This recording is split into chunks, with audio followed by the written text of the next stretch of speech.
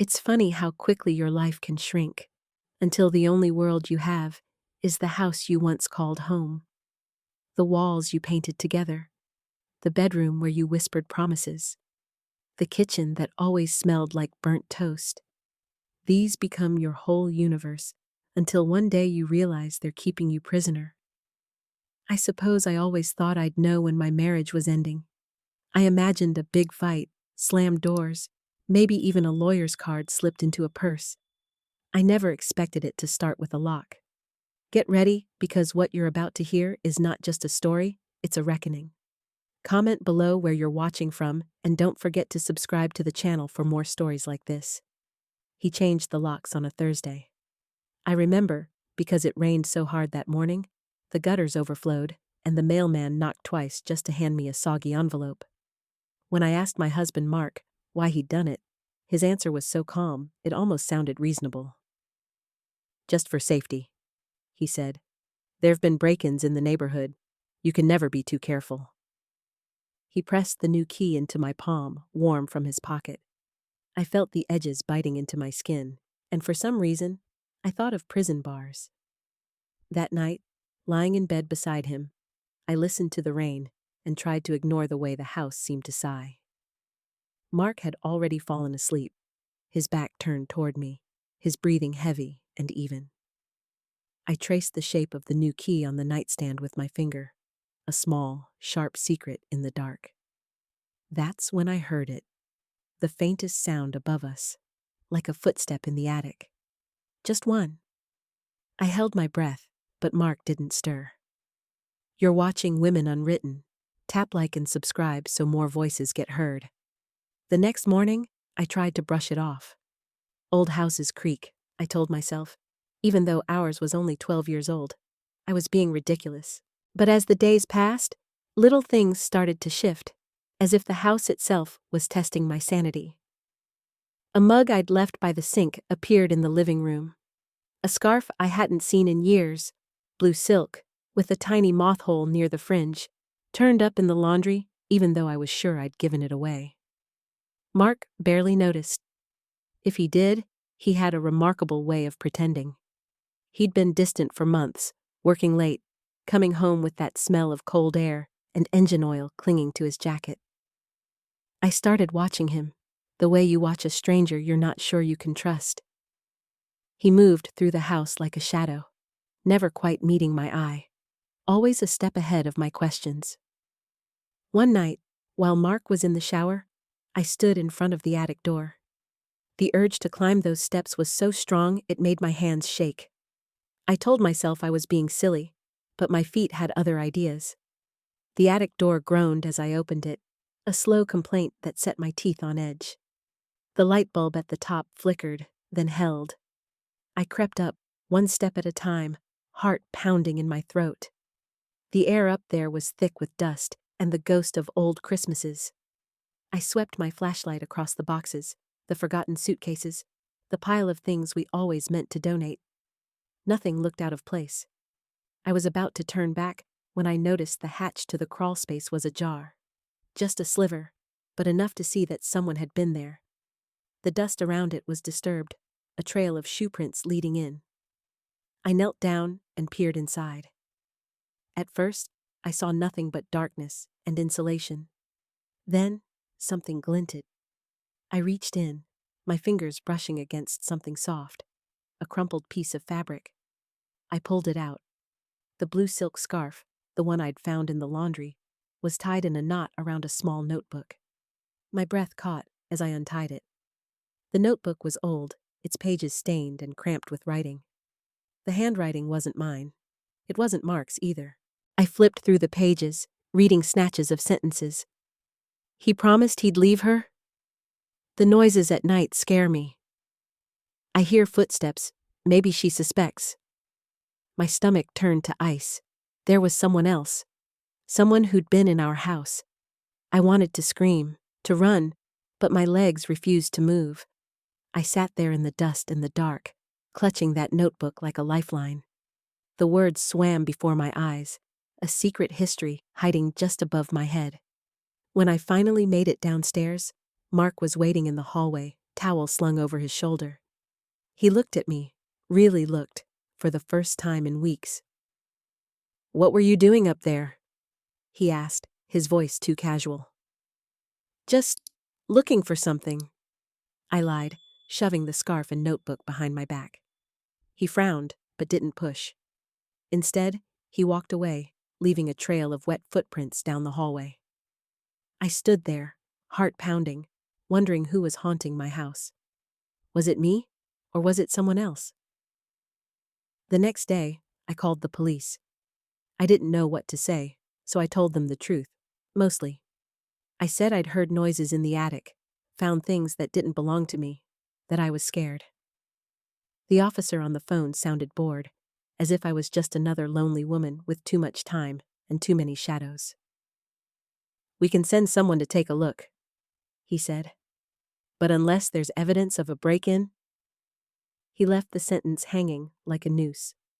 They sent a young officer that afternoon, a man barely old enough to shave. He poked around the attic, shined his flashlight into corners, but found nothing. No forced entry, no footprints, no sign of anyone but us. I tried to show him the notebook, but he just shrugged. "Probably just old junk," he said, handing it back to me. After he left, I sat at the kitchen table and stared at the notebook. The words inside felt alive, humming with fear and longing. I tried to piece it together, to make sense of the story someone had scrawled in secret. Who was she? How long had she been here? Why did Mark never mention a thing? That night, I couldn't sleep. The house felt wrong, as if the walls themselves were listening. I lay awake, listening for footsteps, for whispers, for anything that might prove I wasn't losing my mind. In the morning, Mark handed me a cup of coffee without meeting my eyes. "You okay?" he asked, his voice soft, almost tender. "I don't know," I whispered.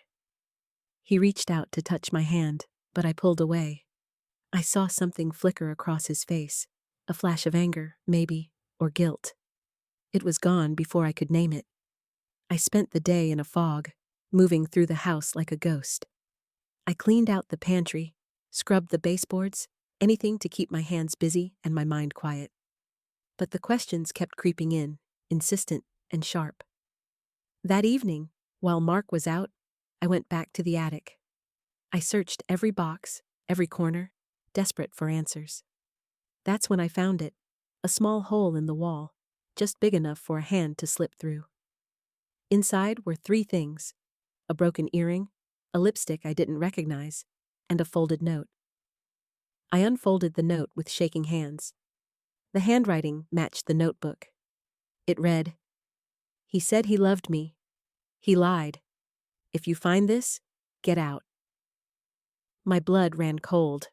I stumbled downstairs, the note clutched in my fist. I sat on the bottom step, trying to make sense of it all. Was Mark having an affair? Had he hidden someone in our attic? Or was this some cruel joke, a leftover scrap from the house's past? I wanted to confront him, to demand the truth. But when Mark came home that night, he was all smiles and small talk, as if nothing was wrong. I watched him laugh at the television, pour himself a drink, and I wondered how much of our life was a lie. Days blurred together. The house seemed to close in around me, heavy with secrets. Sometimes I thought I heard voices, soft, urgent, just out of reach. I started locking the bedroom door at night, a small rebellion against the locks he'd put on the rest of the house. One night, I woke to the sound of footsteps on the stairs. My heart hammered in my chest as I listened, frozen. The footsteps paused outside our bedroom door, then retreated. I lay awake until dawn, too scared to move. In the morning, I found a smear of lipstick on the banister, the same shade as the tube I'd found in the attic. I held it up to the light, watched it glint, and felt something inside me snap. I wasn't imagining this. Someone else had been here. I started keeping a journal, writing down every strange thing that happened, every detail Mark let slip. I became a detective in my own home, piecing together a puzzle I didn't want to solve. One afternoon, while Mark was at work, I called the number written inside the notebook's front cover. My hands shook so badly I almost dropped the phone. It rang 3 times before a woman answered. "Hello?" I swallowed, my mouth suddenly dry. I found your notebook in my attic. Who are you?" There was a long silence. Then, in a voice barely above a whisper, "Get out while you still can." The line went dead. I sat there, phone pressed to my ear, my heart racing. I didn't know what to do. I felt trapped, caught between the life I thought I had and the truth lurking in the shadows. That night, I searched Mark's phone while he slept. I found dozens of messages from a number saved only as S. They were short, desperate, pleading. "You promised. Why won't you answer?" "I'm scared." I stared at the messages, bile rising in my throat. Mark was hiding something dangerous. The next morning, I confronted him. I showed him the notebook, the note, the lipstick. I asked him who S was. He looked at me, his eyes cold and flat. "You're imagining things," he said. "You always do." I wanted to scream, to shake him, to make him see. But he just walked away, leaving me alone with my questions. That night, I heard footsteps in the attic again. This time, I wasn't afraid. I climbed the stairs, notebook in hand, ready to face whatever was hiding in the dark. The attic air pressed against my skin, cold and sour, thick with the scent of insulation and something else. Sweat, maybe, or fear. The bulb flickered as I moved, illuminating nothing but the mess of boxes and forgotten things. My breath came out in short, ragged bursts. I told myself I was brave, but the truth was, I felt like a child again, scared of monsters under the bed. Except this monster might have a face I knew. I called out, my voice trembling. "Hello? Is anyone there?" Silence answered me, so deep it hurt my ears. I pressed forward, my hand closing around the notebook like a shield. I tried to imagine what I'd do if someone stepped out of the shadows. Scream, run, fight. I didn't know. The crawlspace hatch was closed this time. That detail stuck to me, sharp as a thorn. It had been open before. I dropped to my knees, heart thudding, and reached for the edge. It lifted easily. Inside, nothing but darkness and dust. Until I noticed a footprint, small and distinct, in the insulation. Not Mark's, not mine. I crawled in, ignoring the way the insulation scratched my arms. At the back, a cardboard box had been shoved aside. Behind it, I found a blanket wadded up, a half-empty water bottle, and a packet of saltine crackers. I stared at them, the realization sinking in. Someone had been living here. Hiding, eating, breathing, just above my head. I backed out fast, my limbs shaking. I didn't care if I made noise. I just wanted out. I slammed the hatch shut and stumbled down the stairs, tripping over my own feet. I locked the attic door behind me, as if that could keep the truth contained. The rest of the night, I sat at the kitchen table, hands wrapped around a mug of cold tea. Every creak and groan of the house made me flinch. I tried to call the police again, but hung up after the first ring. What would I say? That there was a ghost in my attic, eating crackers and writing desperate notes. When Mark came home, I watched him with new eyes. The way he avoided the attic, the way his jaw clenched when I asked about the locks, the way he flinched when I mentioned the noises. I wanted to scream at him, to shake him until he spilled every secret, but instead, I just smiled and asked about his day. I was learning to wear my own mask. That weekend, I bought a motion-activated camera and hid it near the attic hatch. Mark saw me setting it up and laughed. "Paranoid much?" he said, but there was no warmth in his voice. I pretended not to notice. That night, I barely slept. I lay in bed, staring at the ceiling, listening for footsteps, Around 2 a.m., the camera sent an alert to my phone. My hands shook as I opened the app. The footage was grainy, but clear enough. A figure, slender, hunched, moving slowly through the attic. She wore an oversized hoodie, her hair pulled back. Her face was turned away, but for a split second, I saw her eyes, wide, haunted, staring straight into the camera. I gasped, dropping the phone. My mind raced. Who was she? How had she gotten in? Why hadn't Mark told me? I waited until morning to check the attic again. The blanket and crackers were gone. The crawlspace hatch was closed, the footprints smudged away. I felt a strange mix of fear and pity. Whoever she was scared. Hiding?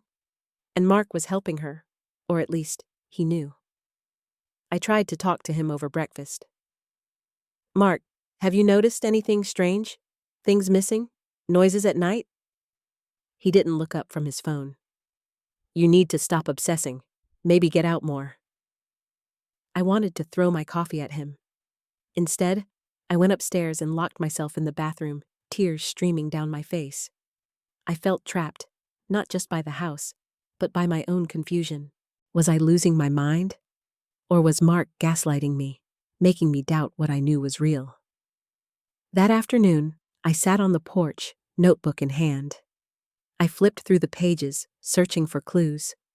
One entry caught my eye. He brings food when she's asleep, hides it in the crawlspace. Sometimes he talks to me through the walls. My skin prickled. Was she talking about Mark or someone else? I thought about leaving, about packing a bag and driving away, but the idea felt impossible. My whole life was here. My job, my friends, my memories. And what if she needed help? What if leaving meant abandoning someone in danger? That night, I waited until Mark was asleep, then crept to the attic. I moved quietly, careful not to disturb anything. I whispered, I know you're here. I just want to help. Silence. I waited, my heart hammering. Then, a whisper, so faint I almost missed it. Please, don't tell him. I spun around, searching the darkness. She stepped out from behind a stack of boxes, her face pale and drawn, eyes rimmed with red. She couldn't have been more than 25. She wore the same hoodie from the camera footage, sleeves pulled over her hands. Who are you? I whispered. She shook her head. I can't. He'll hurt me. Who? Mark? She pressed her lips together, eyes darting to the hatch, as if expecting him to burst in at any moment. I took a step closer, lowering my voice. My name is Emily. I promise I won't hurt you. I just want to know what's going on. She hesitated, then whispered, I'm Sarah. Please don't let him find me. My mind spun. Was Mark hiding her here? Why? Was she a mistress, or something worse? How did you get in? I asked. She wrapped her arms around herself. He let me in, said I could stay until it was safe. But then he changed. He got angry, said I couldn't leave. I felt sick. How long have you been here? Her eyes filled with tears. Almost 2 months. 2 months. I tried to remember what had happened 2 months ago. Mark's moods had shifted, but I'd blamed work stress. How could I have missed this? Why can't you leave? I asked. She shook her head. He says I'll ruin everything, that no one will believe me. He takes my phone, locks the doors. I felt a surge of rage, at Mark, at myself, at this twisted situation. I took Sarah's hand, cold and trembling, and led her downstairs. I locked the bedroom door behind us, then called the police. This time, I refused to be dismissed. The dispatcher listened as I explained, my voice shaking but determined. There's a woman in my house. She's been hiding in the attic. My husband brought her here against her will. They arrived within minutes. Sirens, flashing lights, neighbors peeking through curtains. Mark stumbled out of the bedroom, confusion and anger warring on his face. What's going on? He demanded. I stood between him and Sarah. She's going to tell them everything. It's over, Mark. He stared at me, something dark flickering in his eyes. For a moment, I thought he might lunge at me, but then his shoulders slumped, and he let the officers lead him away. Sarah clung to me, shaking. I stroked her hair, whispering that she was safe now.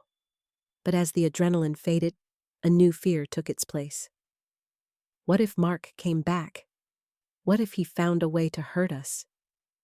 I watched the taillights of the police car disappear down the street, and for the first time in months, I felt the house exhale. The walls seemed to breathe, lighter somehow. But I knew the hardest part was yet to come. Sarah and I sat at the kitchen table, the dawn creeping in through the windows. She told me her story, how she'd met Mark online, how he'd lured her in with promises of safety and love, how he'd trapped her in the attic when she tried to leave. My heart broke for her, for both of us. I promised her she could stay as long as she needed. Together, we began to pick up the pieces of our shattered lives. The house was still full of secrets, but at least now, I wasn't facing them alone. In the days that followed, the police questioned me again and again. I told them everything I knew, handed over the notebook, the camera footage, the lipstick. Mark denied everything, of course, but the evidence was enough to keep him away, for now. Sarah started to come out of her shell. She laughed for the first time in weeks, her smile tentative but real. We cooked together, cleaned the attic, tried to scrub away the memories. Sometimes, late at night, she'd cry in her sleep, and I'd sit beside her, holding her hand until the nightmares passed. I realized how easy it is to become invisible, to disappear inside your own home. How quickly love can turn to fear. I vowed never to let that happen again. One afternoon, as we sorted through the attic boxes, Sarah found a photograph of Mark and me, taken years ago. She studied it, her brow furrowed. "He was different then?" she asked. I nodded, swallowing the lump in my throat. "We both were." She set the photo aside. "I'm sorry." I reached for her hand. "None of this is your fault. You deserve better." We both did. As the weeks passed, the house began to feel like mine again. I changed the locks myself this time, choosing the keys, turning the tumblers with steady hands. I painted the bedroom walls a new color, a pale blue that reminded me of the sky after rain. Sarah moved out eventually, found a job, started over. We kept in touch, meeting for coffee, sharing stories. We became each other's witnesses, proof that survival was possible. Mark tried to contact me once. A letter slipped under the door. "I'm sorry. Please forgive me. I can explain." I burned it without reading the rest. There are still days when the shadows feel too long, when I jump at every creak and groan. But I remind myself that I'm not trapped anymore. The locks are mine now. The house is mine. My life is mine. And if I ever hear footsteps in the attic again, I'll face them head on, with eyes wide open. A month passed, and every day I'd wake with that first jolt of panic, wondering if Mark would appear, if the nightmare would start over. But the world was determined to keep spinning, dragging me with it. Police called sometimes, asking the same questions in different ways, their voices softening when I stumbled over my answers. At the grocery store, people whispered, eyes sliding away when I entered the aisle. Even my oldest friends struggled to look at me straight on, as if some of Mark's darkness might rub off. I let Sarah sleep in the guest room. She'd wake up tangled in sweat-soaked sheets, blinking against sunlight as if it were something sharp. We tried to build a kind of routine, a breakfast, a walk to the mailbox, afternoons spent quietly in our own corners. Sometimes we watched mindless TV and let the glow blur our thoughts. Other times, we sat at the kitchen table, sharing pieces of our stories. I learned how her mother used to braid her hair on Sunday mornings, how she'd wanted to be a nurse. She learned how I'd met Mark at a college football game, how we'd once slow danced in the rain. We both flinched when the floorboards creaked. People think healing is a straight line, a tidy thing you can tick off a checklist.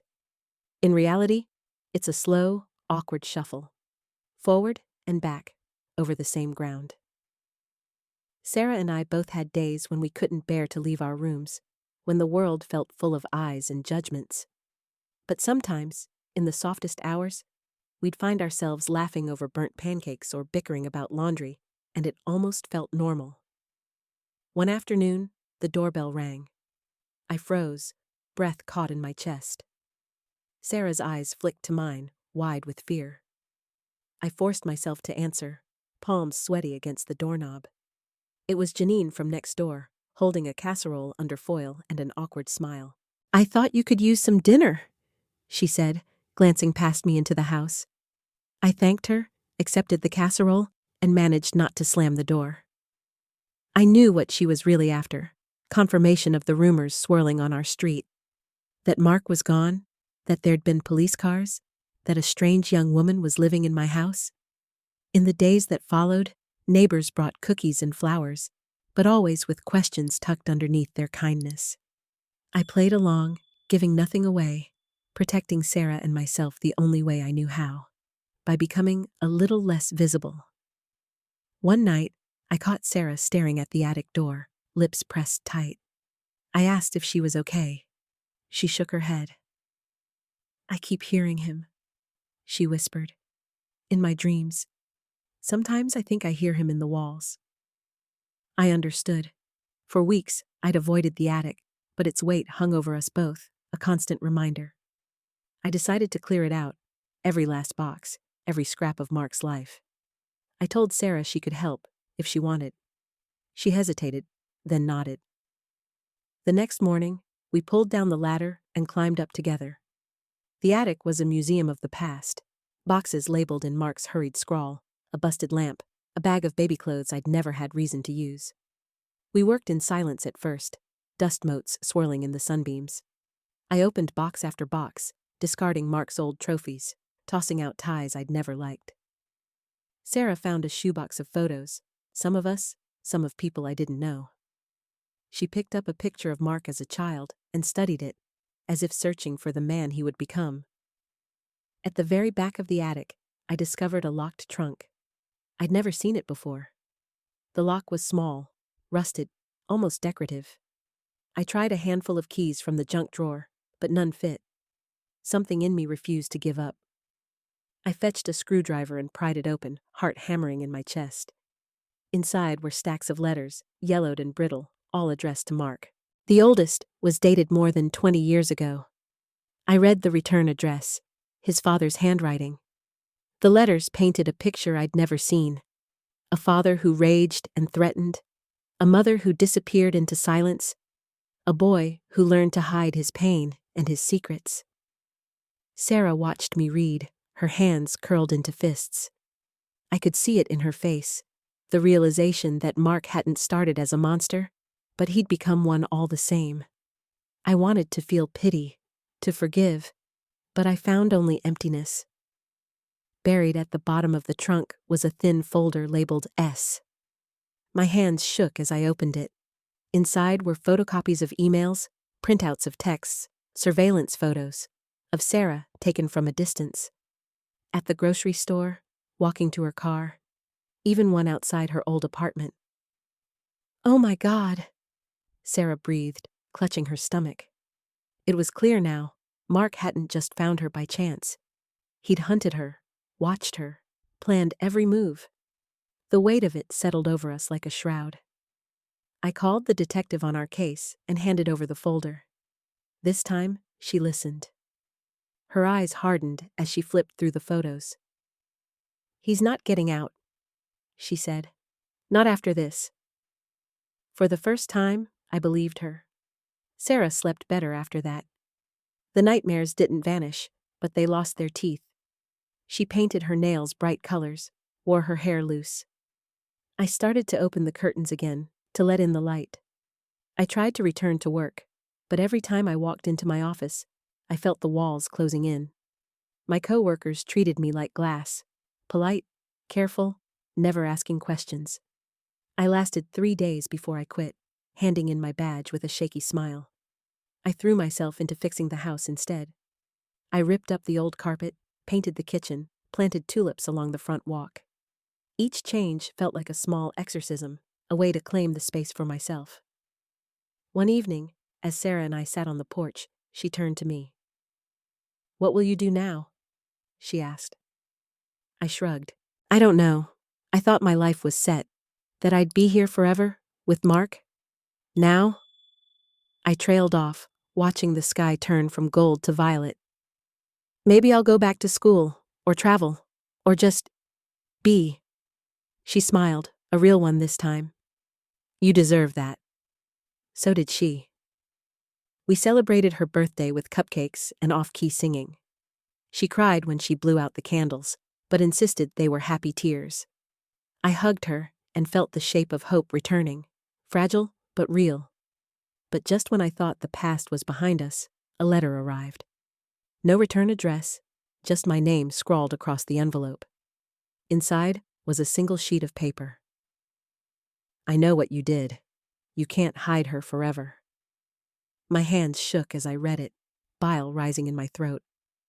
I showed it to Sarah. She went pale, her lips trembling. "It's him," she whispered. "He's not done." I called the detective again. She promised they'd look into it, but her voice was tired. "He's in custody. It's probably just some sick prank." But I wasn't convinced. Neither was Sarah. We started double-locking the doors, checking the windows twice before bed. I slept with the phone under my pillow. I tried to tell myself it was nothing, but the fear crept back in, cold and relentless. One night, I woke to the sound of glass breaking. I shot out of bed, heart pounding. Sarah burst into my room, wild-eyed. "Did you hear that?"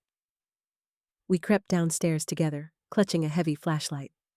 In the kitchen, we found the window shattered, glass glittering on the tile. A rock lay on the floor, a piece of paper wrapped around it. "Leave her, or else." Sarah sobbed, sinking to her knees. I called the police, my voice shaking with rage. They dusted for prints, took the note, promised to increase patrols. But I could see it in their eyes. They didn't expect to find anything. I refused to let fear drive us out. I bought security cameras, put up new locks, taught Sarah how to use the pepper spray. I reached out to a local support group, women who understood what it meant to be hunted. We held each other up, piece by piece. I tried to remember who I was before Mark, before the house became a prison. I started writing again. Short stories, letters to myself, journal entries that no one would ever read. I poured my anger and grief onto the page, shaping it into something I could live with. Sarah did the same, filling sketchbooks with wild, beautiful drawings. She painted a mural on the garage wall, a field of sunflowers under a stormy sky. It made the neighbors talk, but I didn't care. Little by little, the house became ours, not his. Still, I couldn't shake the feeling that Mark was out there, watching, waiting for his chance. The fear never disappeared completely, but I learned to live alongside it, to keep moving forward anyway. One morning, as the sun rose over the tulips, Sarah hugged me tight. "Thank you," she whispered, "for everything." I hugged her back, tears prickling my eyes. "We saved each other," I said, and I believed it, but deep down, I knew the story wasn't finished. Not yet. I kept the latest letter in my bedside drawer, next to a flashlight and the phone charger, as if proximity could blunt its threat. But the words pressed into my dreams. "You can't hide her forever," turning over and over, until I woke gasping and shivering in the dark. Sarah, too, moved through the days with a nervous energy, always glancing at the front window, keeping her bag packed by the door just in case. Some mornings, I'd catch her lingering in the hallway, hand hovering near the attic pull string, as if she expected to see Mark's face leering down. We never spoke of those moments, but I saw the same fear mirrored in my own reflection. I used to think fear was a sudden thing, sharp and blinding. But really, it's a slow leak, seeping into every corner until you find yourself adjusting to its weight. We lived in the quiet tension of waiting. The police promised patrols, but I rarely saw them. Friends called less often. No one knew what to say anymore. When I tried to return to book club, I felt everyone's eyes on me, flicking from my face to Sarah's, their curiosity cloaked in kindness. I lasted half an hour before making up an excuse about a headache and leaving early, my heart pounding as I drove home through empty streets. At night, I sometimes found myself wandering the house, listening to the tick of the kitchen clock, the hum of the refrigerator, the distant bark of a neighbor's dog. Every sound was amplified. I wondered if Mark was still out there, if he really had the power to reach us, or if his shadow just lived on in my mind. Sarah tried to be strong, but sometimes I'd hear her crying in her room, muffled sobs she thought I couldn't hear. One afternoon, I found her at the dining table, head bowed over a letter. It was from her mother, a short, polite note, full of worry and half-answers. Sarah slid it across to me, her voice barely a whisper. She says I should come home. She thinks this is all a misunderstanding, that I overreacted. I read the letter, fury simmering in my chest. She doesn't know what happened, I said gently. She can't understand. Sarah wiped her eyes. She doesn't want to understand. She thinks if I just try harder, be quieter, it'll all go away. I wanted to reach across the years and shake her mother, make her see the bruises that weren't visible, the terror that lingered after the threat. But all I could do was sit beside Sarah, our shoulders touching, silent in our shared helplessness. Days stretched into weeks. Sometimes, for a few hours, we'd forget, baking bread, painting the spare room, planting bulbs that would bloom come spring. Hope crept in at odd moments, the first crocus breaking through frost, laughter over a burned batch of cookies, the comfort of a new routine. Still, I caught myself scanning every unfamiliar car, every stranger's face. One evening, as dusk settled, I went to take out the trash. The air was sharp, tinged with wood smoke. I paused at the curb, breathing in, and noticed a white envelope on the porch. No stamp, just my name. My hands shook as I picked it up. Inside, a single photograph. It showed the two of us, me and Sarah, through the living room window, sitting side by side on the couch. Someone had been outside, close enough to see the pattern on my sweater. My stomach twisted. I ran inside, locking the door behind me. Sarah saw my face and didn't need to ask. I handed her the photo. She stared at it, then at me, and I saw her decide something. "We have to go to the police again," she said. This time, I demanded to see the detective. I laid the photo on her desk, watched her eyes narrow as she studied it.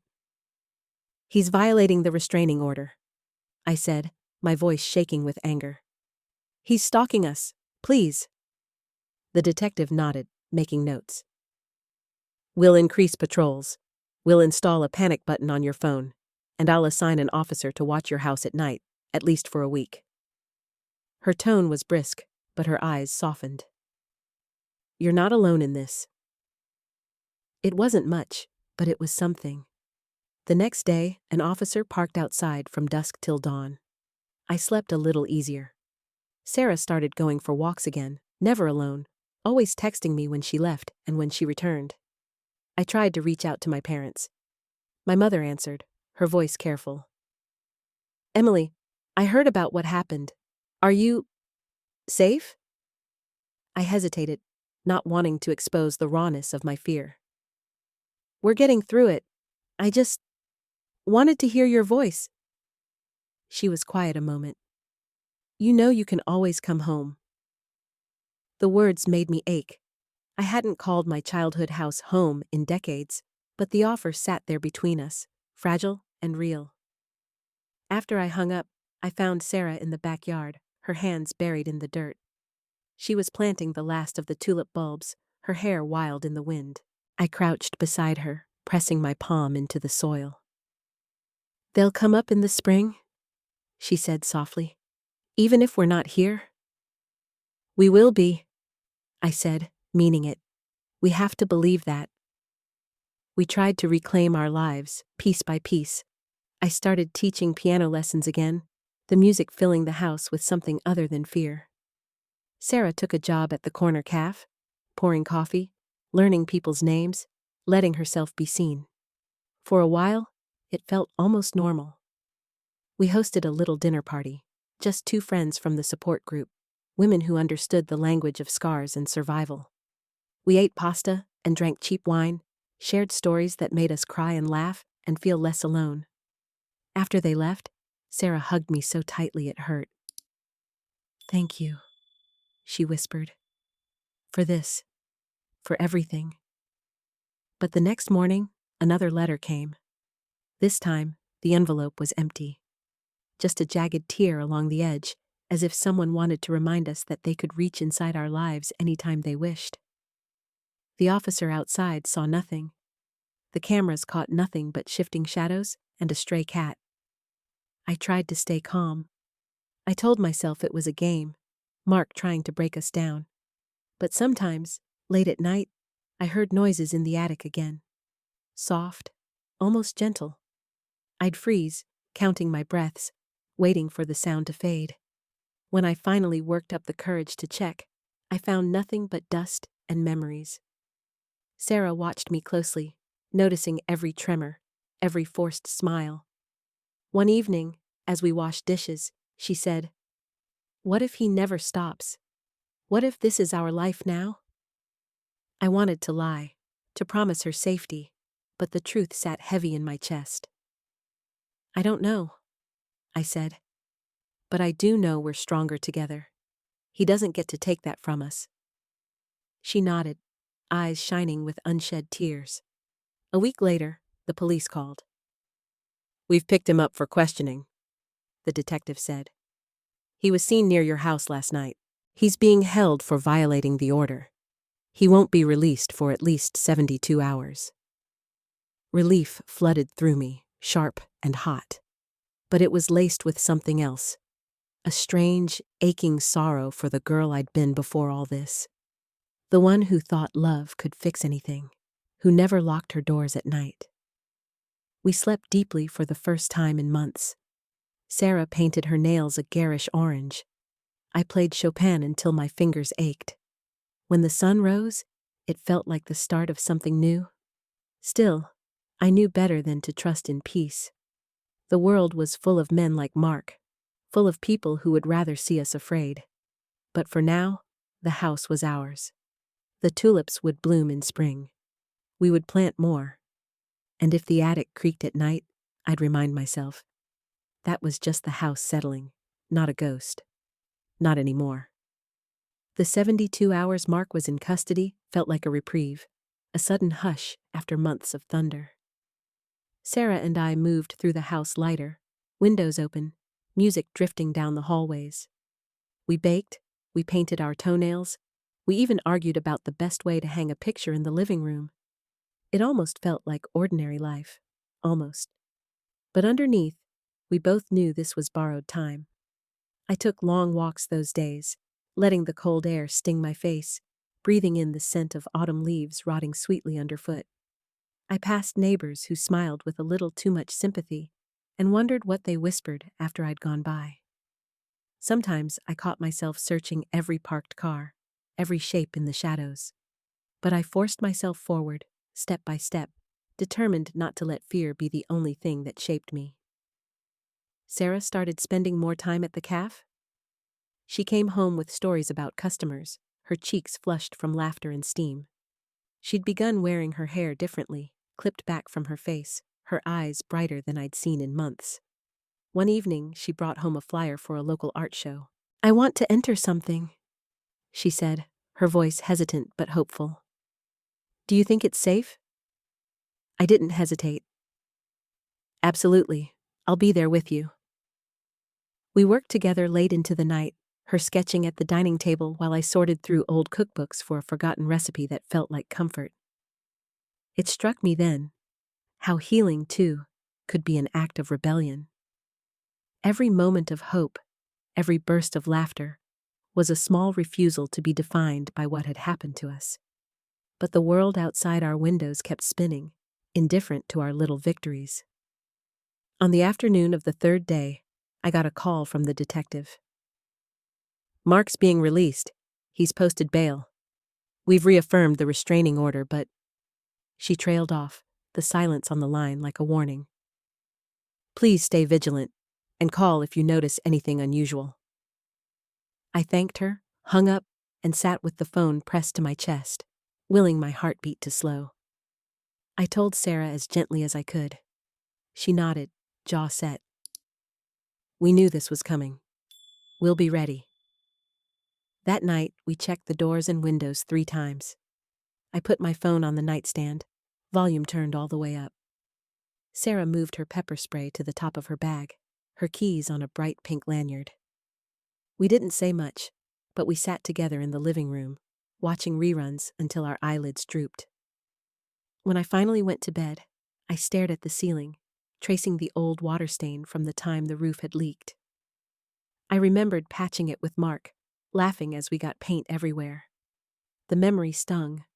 How easily happiness could curdle. How quickly trust could become a weapon. I drifted into uneasy sleep and woke just before dawn to a noise, a soft scrape, like wood against wood. I lay still, breath caught, listening. Another scrape, then a muffled thump. I eased out of bed, heart pounding, and padded down the hallway. Sarah's door was open. She stood in the kitchen, her back to me, hands trembling as she poured water into the kettle. She jumped when I touched her shoulder. "Did you hear that?" I whispered. She nodded, wide-eyed. "It came from the attic." We stood frozen for a moment, listening.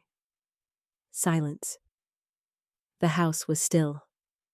I wanted to believe it was nothing, just the wind or a settling beam. But I remembered the photo, the letters, the sense of being watched. I called the police, voice steady despite the tremor in my hands. They arrived quickly, 2 officers, one of whom recognized us. They checked the attic, every corner, every crawl space. Nothing. No footprints, no disturbed dust, nothing out of place. But as they left, the younger officer looked at me and said, "Keep your doors locked, and call if you need anything. Sometimes, these guys just want you to know they're out there." After they left, I found Sarah sitting on the bottom step, knees drawn to her chest. "Maybe we should go," she whispered. "Maybe this house will never be safe." I sat beside her. Maybe we'll never be fully safe, but I won't let him chase us out of our own lives. She looked at me then, something fierce and fragile in her eyes. "Neither will I." We made a plan. I bought new cameras, set up alerts that would wake us if anything moved in the yard. Sarah changed her phone number, blocked every unknown caller. We told the CAF manager what was happening, and she promised to walk Sarah to her car every night. I gave a spare key to Janine next door, explained everything. She hugged me so tightly my ribs ached. We fought back in small ways. I started volunteering at a shelter for women escaping violence. I spoke at a meeting, my voice shaking at first but growing stronger as I told our story. Sarah entered her painting in the art show, a wild, riotous swirl of color she called After the Storm. On opening night, I stood beside her as she accepted compliments, her cheeks flushed with pride. The news trickled through the neighborhood. People I barely knew dropped off baked goods, offered to walk us to our cars, sent cards that said things like, "You're braver than you know." For the first time, I let them in. I stopped pretending everything was fine and found a strange comfort in the honesty of it. But Mark's shadow lingered. We got another letter, this one just a blank sheet of paper folded in half. Sarah found it wedged in the mailbox, her hands shaking as she brought it inside. I called the detective. "It's not a crime to send a blank letter," she said. "But we're documenting everything. Don't give up." The days grew shorter, the air colder. I watched the tulips' green shoots struggle against the frost. I told myself they'd bloom, if only we could hold on long enough. I started journaling again, pouring my fears and hopes onto the page, trying to make sense of the chaos. Then, one night, just as I was drifting to sleep, my phone buzzed. A text from an unknown number. It read, "You're not as smart as you think. I know where you sleep." I stared at the words until they blurred. My hands shook as I showed Sarah. She read it, then pressed her lips together, refusing to let tears fall. I called the police again. This time, they took my phone, promising to trace the number.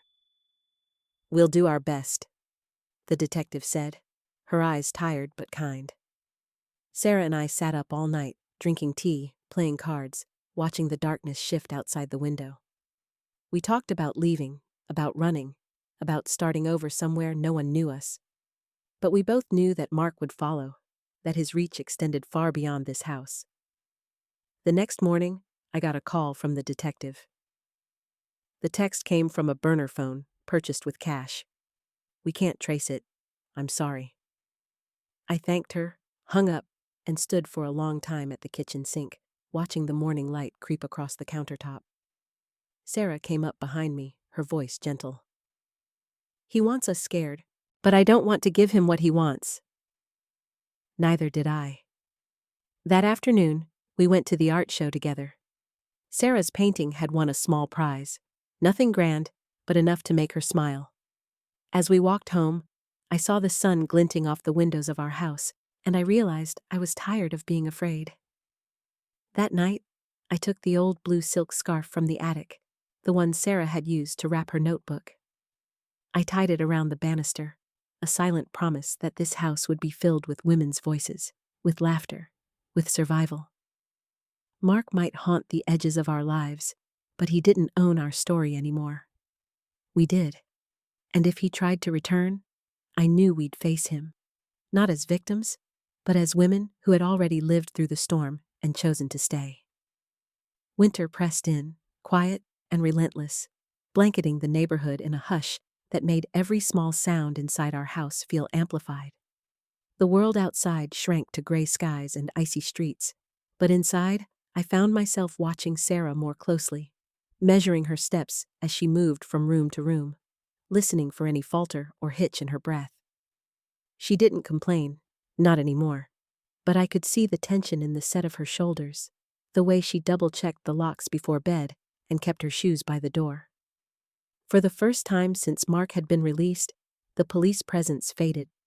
Their patrol car stopped appearing at the end of the street. I couldn't blame them. There had been no new evidence, no direct threat they could act on. Just that slow, steady drip of unease.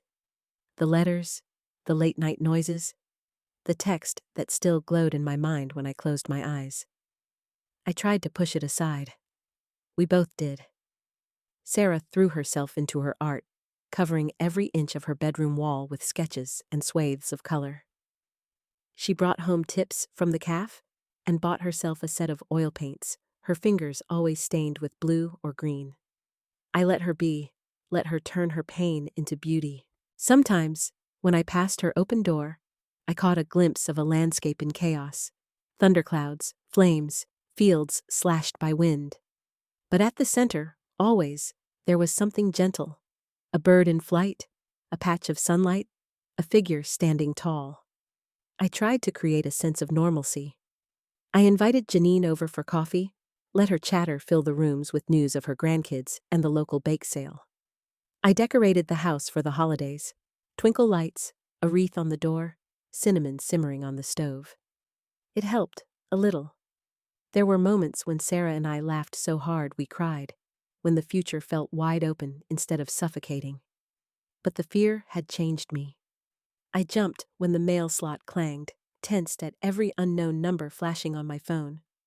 I started carrying my keys laced between my fingers, a habit I'd never had before. At night, I kept a flashlight on my nightstand and checked the cameras before I slept. One evening, after Sarah had gone to bed, I sat alone in the living room, absently flipping through the notebook I'd found in the attic months earlier. The pages had started to crumble at the corners, the ink faded in places, but the words still pulsed with the desperation of the woman who'd written them. Sarah's fear given shape and voice before I even knew her name. I wondered what I would write now, if I could find words for the strange mixture of hope and dread that filled me. I was dozing when a thud jolted me awake. For a moment, I thought I'd dreamed it, but then I heard it again. Soft, deliberate, somewhere near the back of the house. I reached for my phone, thumb hovering over the panic button the detective had installed. I stood, moving quietly down the hall, pausing outside Sarah's room. Her lamp was on, light spilling under the door. I pushed it open and found her sitting up, knees to her chest. "You heard it too?" she whispered. I nodded, pressing a finger to my lips. We both listened. Silence. Suddenly, a tap at the window, sharp, unmistakable. I grabbed Sarah's hand and we crept to the side, peering through the gap in the curtains. Nothing but darkness, the snow reflecting the porch light in blue shadows. I called the police. This time, they arrived with a search dog, their boots heavy on the floorboards. They found nothing, no footprints, no sign of forced entry, just our own panicked breathing lingering in the cold air. The officer was kind. "Sometimes," she said, "it's the waiting that does the most damage. But you did the right thing. Always call." After they left, Sarah and I sat in the kitchen, hands wrapped around mugs of tea. I watched her eyes, the way they darted to the window with every gust of wind. "I'm sorry," I said, my voice cracking.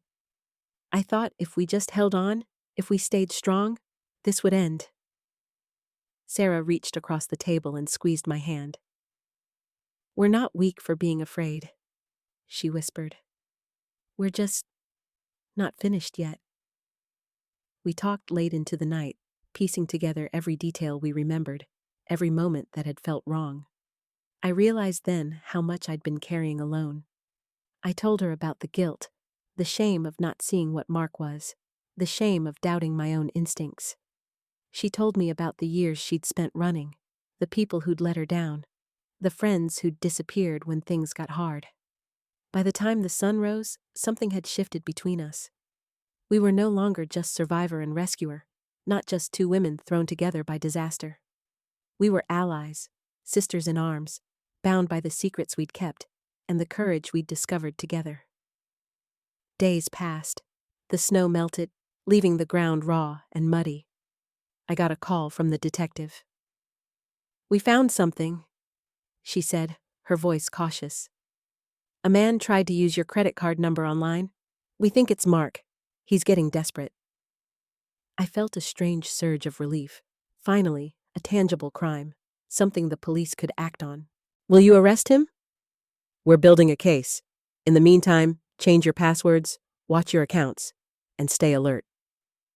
Sarah and I spent the afternoon on the phone, canceling cards, setting up fraud alerts, locking down everything we could. The bank clerk was sympathetic, but I heard the weariness in her tone, another woman cleaning up after a man's destruction. That night, as we sat in the living room, Sarah said, "He's unraveling. That means we're winning, right?" I wanted to believe it. I told her, "He's losing control. He's desperate. We're still here." We celebrated with takeout and a bad movie, laughing until our stomachs hurt. I let myself imagine a future, Sarah finishing school, me playing piano in a sunlit room, a house filled with friends and noise. But a few days later, another letter arrived. This one was different, typed, not handwritten, the words clipped and formal. "I never meant to hurt you. You left me no choice. If you go to the police again, you'll regret it." I stared at the letter, my hands numb. The police took it, dusted it for prints, promised to increase patrols. I saw the frustration in the detective's eyes. "He's careful. He knows how to avoid leaving evidence, but we're getting closer." Sarah was furious. "Why does he get to threaten us again and nothing happens?" I didn't have an answer. I just held her, feeling her shoulders shake with rage. The next morning, I woke to the sound of the doorbell. I checked the camera, a delivery van, a package left on the porch. I waited until the van pulled away, then opened the door. heart in my throat. Inside the package was a small box wrapped in blue tissue paper. No note. I peeled it open and found a single key. Old, brass, heavy in my palm. It looked familiar. I realized, with a cold twist in my gut, that it matched the old attic lock, the one Mark had changed that first rainy day. I brought it inside, showed it to Sarah. "It's a message," I said quietly. "He wants us to know he still has a way in." We changed the attic lock that afternoon, replacing it with a deadbolt. I called the detective, who sighed. "He's taunting you, but it's also evidence of contact. It helps." That night, as Sarah slept, I sat awake in the living room, the old key on the table in front of me. I turned it over and over in my hands, remembering the woman I'd been. Trusting, hopeful, certain my home was a fortress. I wasn't that woman anymore. I looked around the house. The walls we'd painted, the attic we'd emptied, the garden waiting for spring. I realized that everything Mark had tried to destroy, we'd reclaimed in small, stubborn ways. Every act of survival was a victory. The next morning, I buried the old key beneath the tulip bulbs, pressing it deep into the cold earth.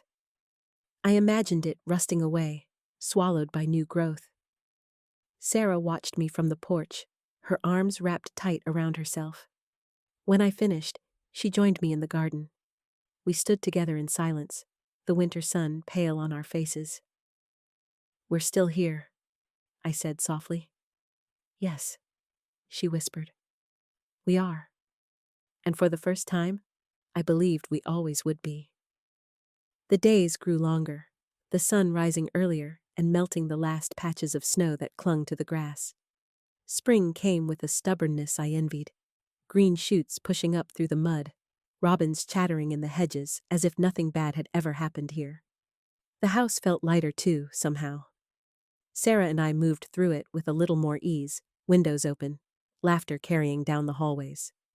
I started baking again, filling the kitchen with the scent of bread and citrus. Sarah hung her newest painting in the hallway, a tangle of wildflowers, bursting with color and life. But even as hope crept back, the tension was never far. I still checked the cameras every morning. I still kept my phone close, the detective's number pinned at the top of my favorites list. I told myself it was just being careful, not fear, but I knew better. Sarah was changing too.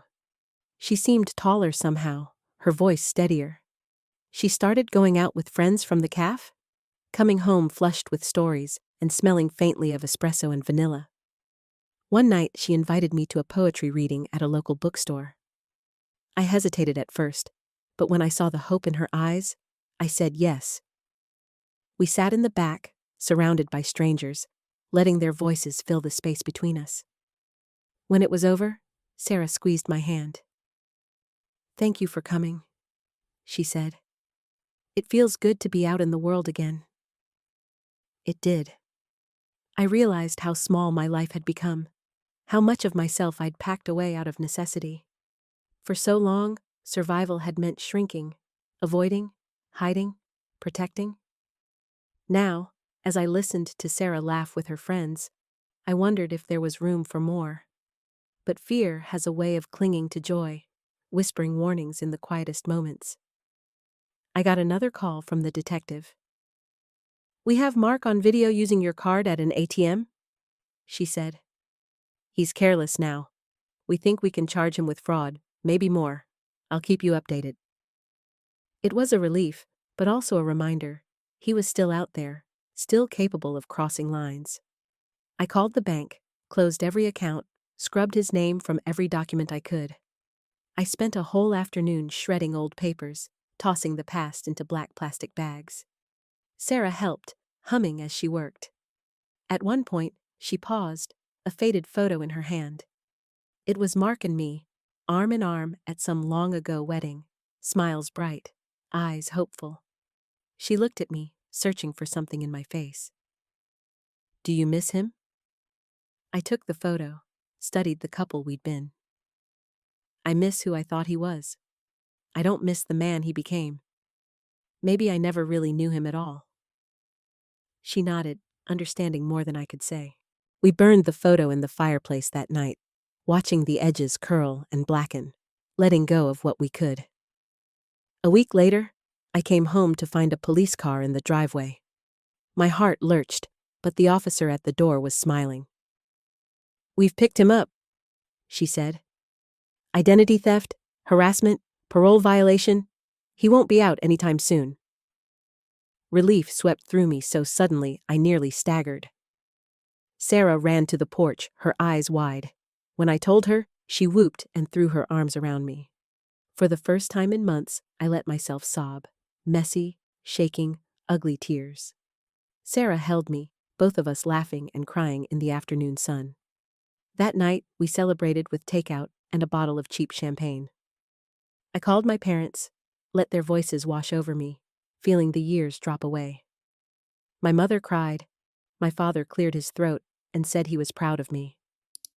I didn't know how much I'd needed to hear it until that moment. Sarah invited her friends over for a backyard picnic.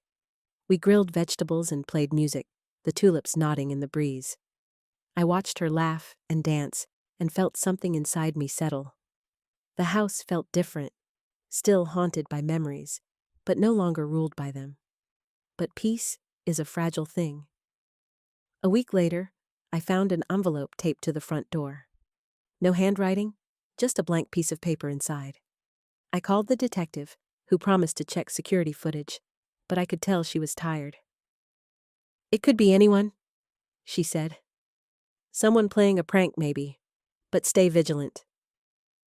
I went to bed that night with a heaviness in my chest. I tried not to let Sarah see, but she knew. She sat beside me in the dark, her hand warm on mine. "We're safe now," she whispered. "He can't hurt us anymore." I wanted to believe her. I almost did. Days passed, and nothing happened. I planted new flowers, started a small vegetable garden, took long walks with Janine. Sarah began seeing someone from the caf, a kind woman named Jamie with quick wit and gentle eyes. They spent hours on the porch, talking and sharing secrets. I caught myself smiling at their happiness, the hope in Sarah's face. One afternoon, as I was pulling weeds by the garage, I found something half buried in the dirt, a small, battered key. My breath caught. It looked like the one I'd buried under the tulips, the old attic key. Had an animal dug it up? Or had someone been in our yard? I checked the cameras, but saw nothing, just the wind stirring the tulip leaves.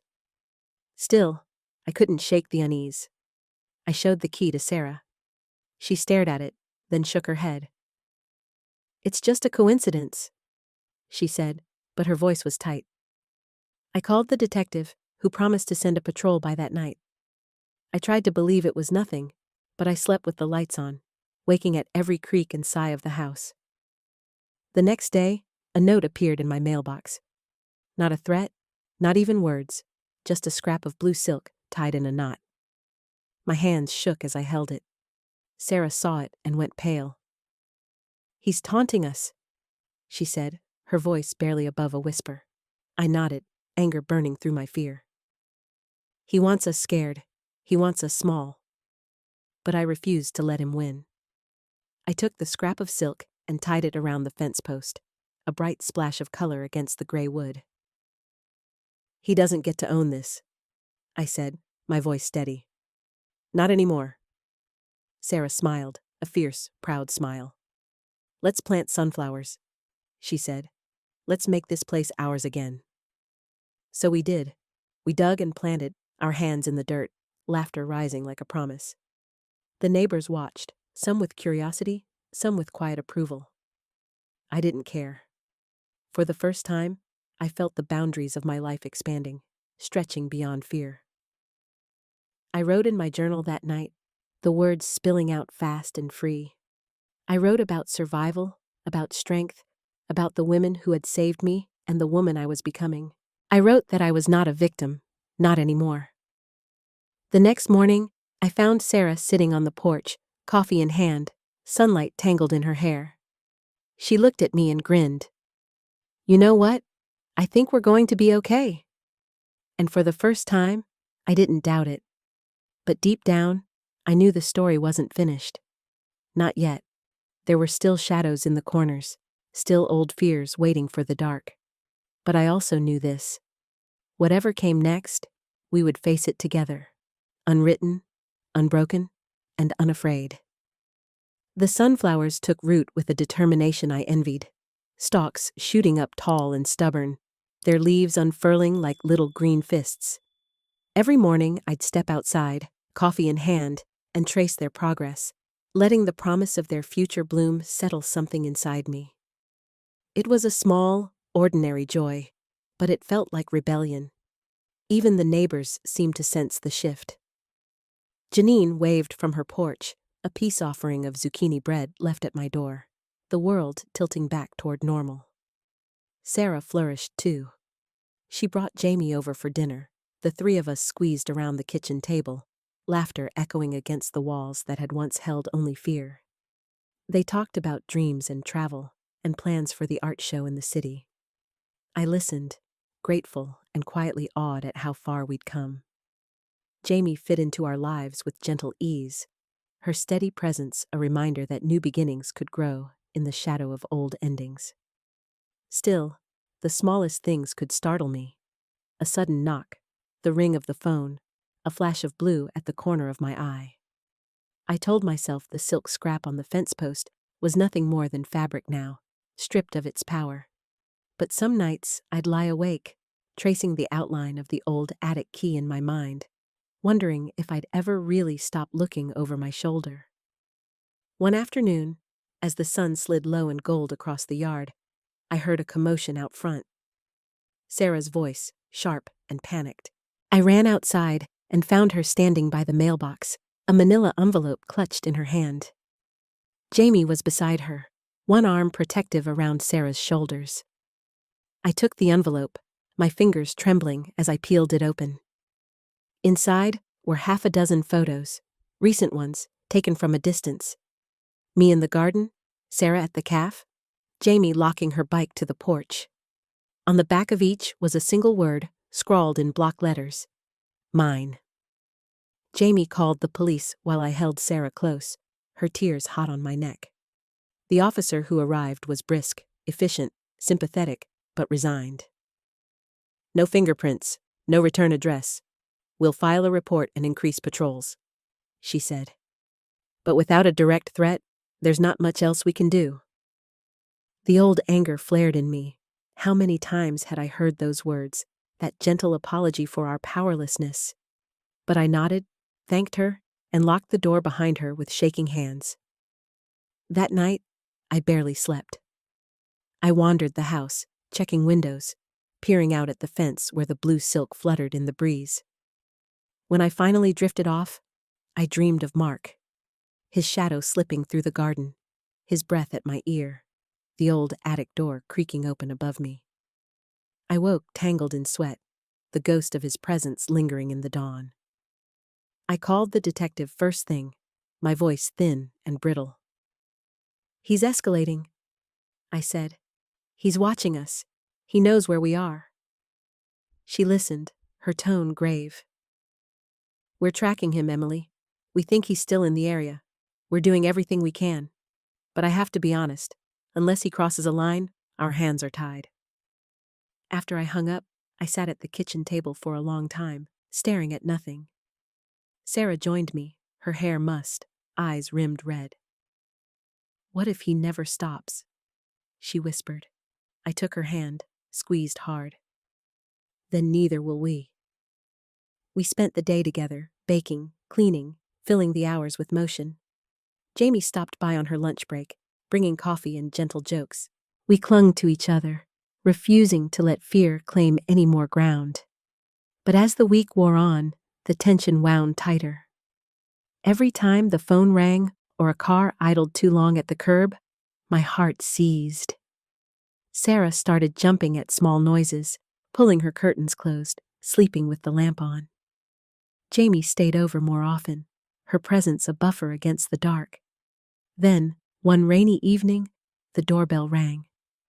I froze, heart thundering, But Jamie strode to the door, phone ready in her hand. I hovered behind her as she opened it a crack. A woman stood on the porch, soaked through, her coat clinging to her frame. She looked familiar, something in the line of her jaw, the tilt of her head. She hesitated, glancing past Jamie to me. "Emily?" she said softly. "It's Anna, Mark's sister." The world seemed to tilt. I hadn't seen Anna in years, not since before the wedding, when she'd vanished from the family, rumors swirling about addiction and estrangement. She looked older, tired, but her eyes were clear. "I need to talk to you," she said, voice trembling. "Please." I let her in, watched her scan the house as if measuring it against old memories. We sat at the kitchen table, Jamie hovering protectively at the edge of the room. Anna wrapped her hands around a mug of tea, her knuckles white. "I'm sorry to show up like this. I didn't know where else to go. Mark called me. He's unraveling, Emily. He keeps talking about you, about finishing things. He says he's lost everything because of you. Because of her." She nodded toward Sarah. My skin went cold. "Where is he?" She shook her head. "He won't tell me. He's hiding, but he called from a local number. He said he was watching you. He sounded—" She broke off, voice cracking. "He's not well, Emily. He's dangerous. I thought you should know." I sat in stunned silence, the pieces clicking together in my mind. The photos, the notes, the feeling of being watched. Anna reached into her bag and slid an old phone across the table. "He left this at my place. I think you should see what's on it." Jamie called the detective while I scrolled through the phone, my hands trembling. There were dozens of photos of our house, the garden, Sarah at work, me at the grocery store. Notes, too, rambling, obsessive. "She'll pay. They think they're safe. I'll make her understand." The detective arrived within the hour, her face grim as she took the phone and questioned Anna. "You did the right thing," she said. "This is enough. We'll issue a warrant. We'll find him." Anna looked at me, her eyes full of sorrow. "I'm sorry for everything. I should have done more. I should have stopped him years ago." I reached for her hand, feeling the tremor in her grip. "You're here now. That matters." After she left, the house felt different, charged, on the edge of something. I gathered Sarah and Jamie in the living room, the three of us pressed close on the couch. "We're not running," I said. "Not this time. We're going to stay together, stay safe, and let the police do their job." Sarah nodded, fierce and fragile. Jamie squeezed my hand, her eyes shining. We locked every door, checked every window, and settled in for the longest night of our lives. But for the first time, I didn't feel alone in the fear. I felt surrounded by love, by friendship, by a network of women who refused to be written out of their own story. Morning came, pale and trembling, but we were still there, still standing, still unwritten. Morning was gray and heavy, the kind of sky that pressed down, making even the birdsong sound muffled. We barely slept. The three of us took turns watching the monitors, listening for footsteps, for anything that might break the uneasy calm. But the night passed without incident. No notes, no knocks, just the sound of our own breathing and the rain tapping softly against the windows. The detective called just after sunrise. "We've issued a warrant for Mark's arrest. We've flagged his phone, his credit cards, his car. I want you to stay inside today. Don't open the door for anyone but the police." Jamie brewed coffee while Sarah and I huddled on the couch, knees pulled to our chests, the silence between us thick with everything we didn't say. I tried to be brave for Sarah, but my hands shook when I lifted the mug to my lips. She noticed, rested her head on my shoulder. "We're almost through this," she whispered, and I wanted so badly to believe her. The hours crawled. Every sound, the creak of the porch, the rumble of a delivery truck, made us startle. Jamie busied herself with little tasks, tidying the kitchen, making lists, checking in with her parents on the phone. She was a gentle, steady presence, and I felt grateful for her calm. At noon, Anna called. "I haven't heard from him again," she said, her voice tight with worry. "I told the police everything I know. I'm so sorry, Emily, for all of it." I thanked her, told her she'd done the right thing. After we hung up, I sat by the window, watching the sun struggle through the clouds, thinking of how many years I'd spent waiting for someone else to save me. The detective texted updates throughout the day. Mark's car had been spotted at a motel on the edge of town. Officers were watching, waiting for him to return. "We'll let you know the moment we have him in custody," she promised. By late afternoon, exhaustion made everything seem far away, as if I were watching my own life through glass. Jamie convinced us to eat something, and we sat around the table sharing a meal, grateful for the distraction. Sarah even managed a small smile. "We should do this more often," she said, "when we're not hiding from sociopaths." I laughed, really laughed, for the first time in weeks. For a moment, the terror receded, replaced by something lighter, almost hopeful. Then, as dusk fell, there was a pounding at the door. Not a knock, a pounding, urgent and wild. Jamie sprang up, grabbing her phone. I checked the monitor. 2 uniformed officers, faces grim and wet from the rain. I opened the door with hands that barely obeyed me. "We have him," one officer said, and just like that, my knees gave out. Jamie caught me before I hit the floor. The officer helped me to the couch, his voice gentle. He was coming back to his motel room. "We have evidence, photos, the letters, the phone. He's in custody and won't be released soon. You're safe." I started crying, great, shaking sobs that seemed to come from somewhere deeper than my chest. Sarah and Jamie held me, the 3 of us a tangle of arms and tears and relief. Outside, the rain had stopped. The world was very quiet. Later, the detective came by, her hair plastered to her forehead, her eyes soft with fatigue.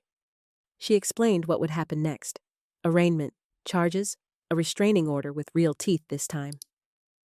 "You'll need to testify," she said, "but you'll have support. We'll protect you." I nodded, letting the words wash over me. All I felt was the ache of release, the long, slow letting go of fear I'd held for so long.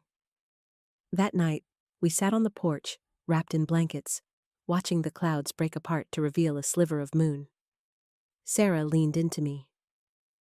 "It's over," she whispered. But even as I said yes, I knew it wasn't truly over. Not for her, not for me. Healing was slow, unpredictable. There would be nightmares, flashbacks, days when fear snuck up for no reason at all. But there would also be mornings like this, soft and new, full of possibility. The following week was a blur of statements, meetings, cautious congratulations from neighbors and friends. Janine baked us a pie. The calf sent over flowers. My parents called every night, my mother's voice steadier with each update. Sarah began to relax, her posture less defensive, her laughter returning in little bursts. Jamie all but moved in, her steady presence grounding us both. Anna came by with groceries and apologies. "You saved me too," she told me, tears glimmering in her eyes. We held each other for a long, trembling moment, forgiveness settling between us like sunlight through a window. One morning, I woke early and stepped out into the garden. The sunflowers had grown tall, their faces turned to the light. I knelt in the dirt, feeling the earth between my fingers, and thought about roots, how they hold us up, how they tangle together beneath the surface, unseen but unbreakable. Sarah joined me, barefoot, hair wild. She knelt beside me, and together we planted a row of seeds, zinnias this time, bright and brash. "For new beginnings," she said, smiling. I looked at her, at Jamie watching us from the porch, at the house we had reclaimed inch by inch.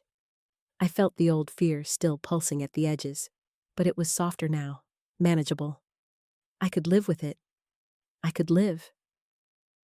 That night, Sarah read us a poem she'd written. It wasn't about Mark or fear or survival.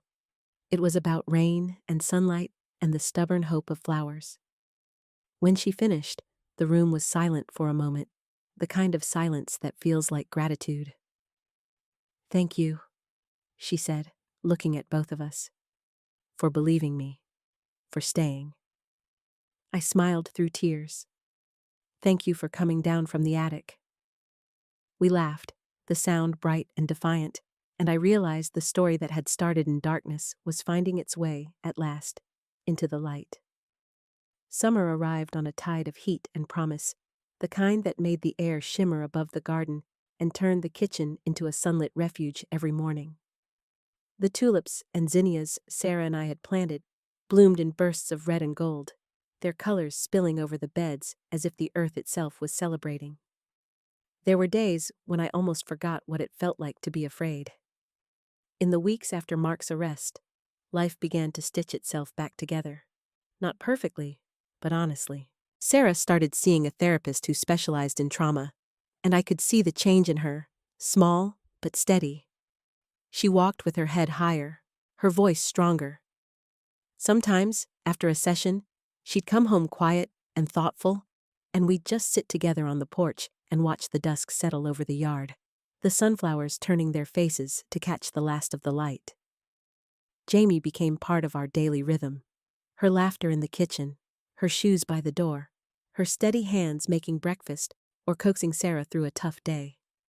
She and Sarah made plans for a camping trip before the summer ended, and the house filled with maps and lists and excitement, the promise of something new. I'd catch them planning, their heads bent together over a guidebook, and feel a sweet, uncomplicated happiness that almost startled me. I kept busy too. I started teaching piano lessons again, the sound of music filling the afternoons with hope. I let myself reconnect with old friends, met Janine for coffee, went to the book club, and for once, listened instead of hiding behind my silence. People asked about what had happened, gently, but more and more the questions faded, replaced by talk of gardens, recipes, small-town gossip. Life, persistent and ordinary, surged back in. The trial loomed like a storm on the horizon, but the detective kept in touch, her voice a lifeline. "You've done everything right, Emily," she told me. "He won't be able to hurt you again. We're ready." I believed her, not because the world was suddenly safe, but because I was different now. I knew what I could survive. When the date finally came, Sarah and I dressed carefully, side by side in the mirror. I watched her fix her hair, the scar on her arm barely visible in the morning light. She caught my eye in the reflection and smiled. "Whatever happens, we did this together." The courtroom was cold and impersonal, the kind of place that tries to flatten everything into facts and paperwork. But when I spoke, when I told our story, my voice clear and steady, I felt all those months of fear, all the nights of listening for footsteps in the attic, become something else. I watched Sarah testify, her hands trembling but her words strong, and saw the jury lean in, caught by her quiet strength. Mark barely looked at us. He sat in his suit, smaller than I remembered, his power gone. For the first time, I saw him as he truly was. A man unraveled by his own darkness. Not the monster I'd built in my mind, but something weaker, sadder, and utterly defeated. The verdict came down, guilty on all counts. The judge's words felt like a door closing, soft and final. Sarah squeezed my hand so tightly I thought I'd bruise, and I let her.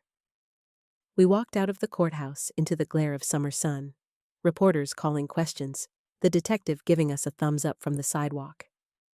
We didn't stop to speak to anyone.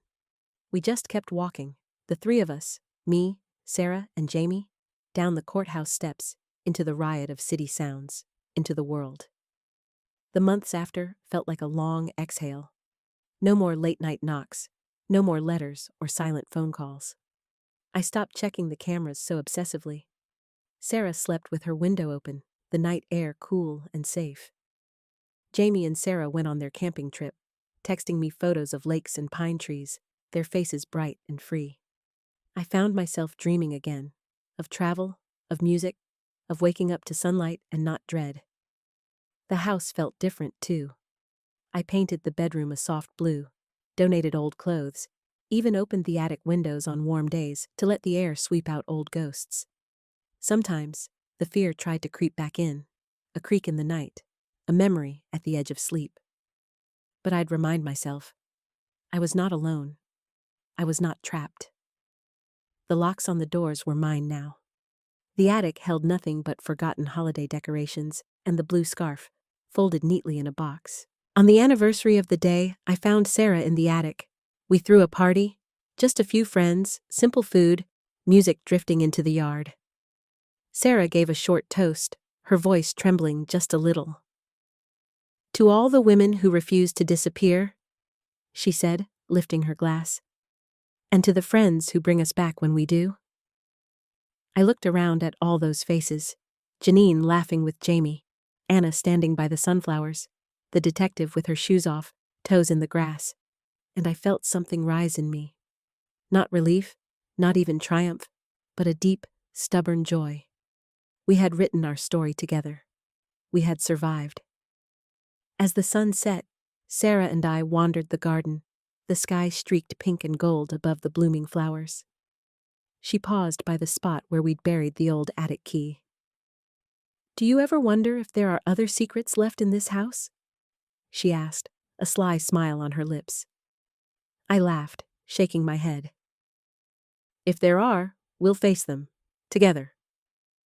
She slipped her arm through mine, and we walked back to the porch, the sound of laughter rising behind us, the night soft and full of promise.